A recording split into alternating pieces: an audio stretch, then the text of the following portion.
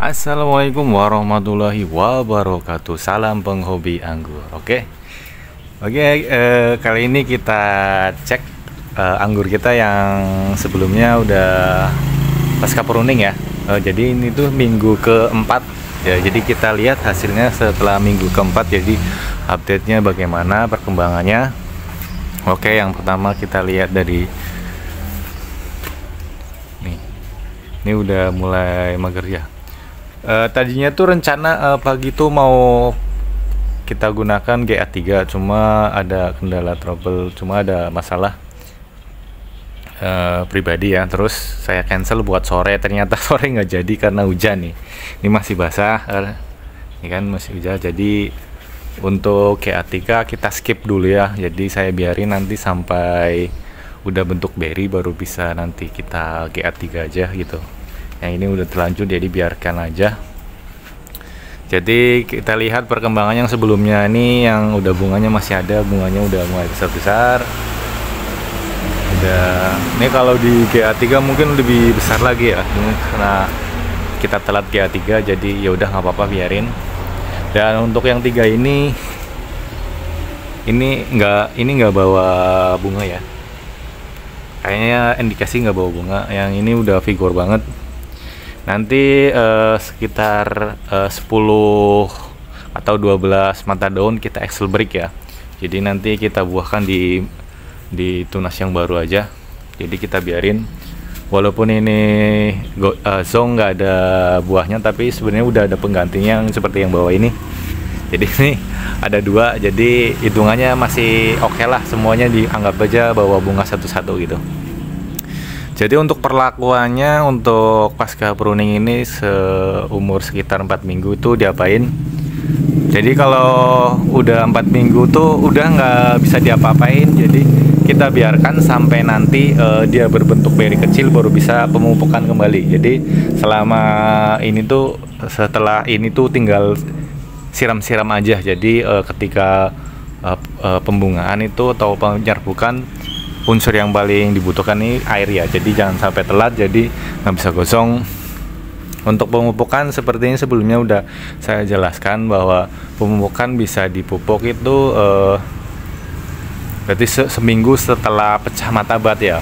Atau kalau kita hitungan itu dari pasca pruning itu sekitar 3 minggu baru bisa kita pupuk. Itu pun kita pupuk dengan dosis kecil dan kita gunakan pupuknya itu NPK grower ya. Kenapa NPK grower? Karena kita masih butuh N, yaitu N-nya itu 15, jadi kita butuh N untuk pertumbuhan ini ya, batang ini ya. Jadi ketika mereka berbunga juga butuh pertumbuhan, jadi butuh nitrogen. Kemudian untuk kaliumnya itu kan 20 ya. Jadi untuk bunganya butuh kalium. Kenapa butuh kalium? Jadi untuk memperkuat bunga, jadi biar tidak mudah rontok ketika penyerbukan juga. Kemudian untuk fosfatnya itu menyesuaikan kebutuhan tanaman ya. Jadi kebutuhan yang di sini tuh cukup kecil, yaitu 9, jadi masih aman, masih oke, nggak apa-apa, tidak terlalu kecil, tidak terlalu besar juga. Kemudian dari NPK grower juga ada unsur TE ya, transelemen, jadi unsur hara mikro.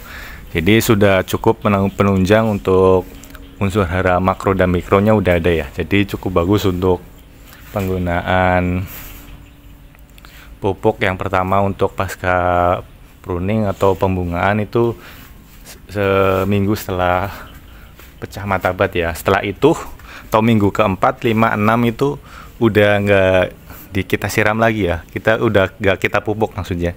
Kita langsung pakai siram-siram aja sampai nanti bunga ini selesai penyerbukan, sudah berbentuk berry, baru kita pupuk kembali. Mulai pupuk kembali seminggu sekali. Pupuknya bisa gunakan NPK grower bisa, karena cukup bagus juga. Kalau ada yang tanya, Bang, kalau pupuk happy gimana? Pupuk happy juga bagus, tapi biasanya kalau kita dari awal udah pupuk happy kan sampai nanti besar itu lumayan boros ya penggunaannya ya. Jadi biasanya kalau kita atau saya tuh kita gunakan NPK grower ya. Karena seperti yang tadi kita butuh N-nya sama K-nya cukup. Nanti ketika sudah mulai besar, mungkin sebesar situ ya. Jadi tetap untuk pembesaran buah atau mempercepat pematangan atau ingin buahnya lebih manis lagi, banyakin pupuk dengan unsur hara P dan K-nya ya. Jadi banyakin unsur P dan K-nya. Sedangkan untuk nitrogennya nanti menyesuaikan aja, setiap kemasan atau setiap grade fertilizer itu sudah ada komposisinya sendiri. Itu Mbak, ketika nanti udah mulai besar, udah mulai masuk pematangan, kita gunakan pupuk Happy. Itu lebih bagus lagi, oke? Jadi hari ini gagal untuk untuk penggunaan KA3. Jadi hari ini kita Excel break aja. Ini kayak gini, kita Excel break aja. Pertumbuhannya Excel break.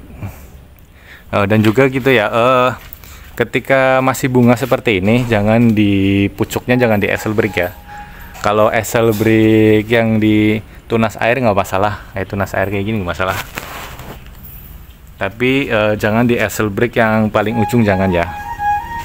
Excel break nanti ketika sudah berbentuk peri, jadi baru di Excel break ujungnya sisakan minimal 7 ya, lebih banyak lebih bagus, antara 9 atau 15 daun kita Excel break gitu. Jadi untuk fotosintesis itu cukup bagus ya. Soalnya kalau nanti misalnya ini masih bunga seperti ini, kita Excel break ujungnya, yang ada malah gosong. Karena nutrisi terlalu berlebihan masuk ke sini malah gosong gitu. Ya, jangan di Excel break dulu ya. Excel break ujungnya itu, pucuk itu nanti ketika sudah berbentuk peri. Yang bisa di Excel break untuk pas fase ini tuh hanya tunas airnya saja ya. Ujungnya jangan.